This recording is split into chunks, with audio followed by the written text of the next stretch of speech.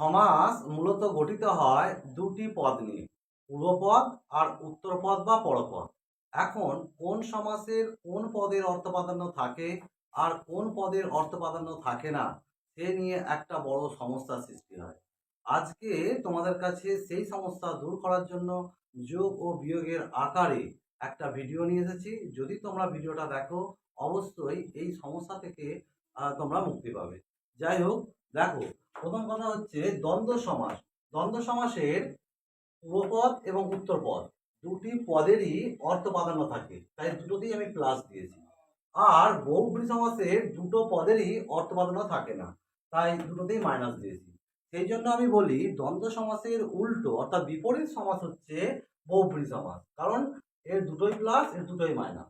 এরপর যেগুলো আছে কর্মধারয় সমাস, তৎপুরুষ সমাস, দ্বিগু সমাস, এই সমাসের তিন সবারই পূর্বপদের অর্থ প্রাধান্য থাকে না, পরপদের অর্থ প্রাধান্য থাকে, তাই এদের প্লাস চিহ্ন দিয়েছি, এগুলো মাইনাস চিহ্ন দিয়েছি। তোমরা যদি এই ছকটা মুখস্থ করে নাও, তাহলে এই সমাসের অর্থ প্রাধান্য বিষয়ে আর কোনো সমস্যা থাকবে না, কারণ পরীক্ষাতে অর্থ প্রাধান্য বিষয়ের উপরই বেশি প্রশ্ন আসে। আজ এ পর্যন্তই। যদি তোমাদের ভিডিওটা ভালো লেগে থাকে, অবশ্যই লাইক, কমেন্ট ও শেয়ার করতে ভুলো না, এতে আমি উৎসাহিত হই। ধন্যবাদ।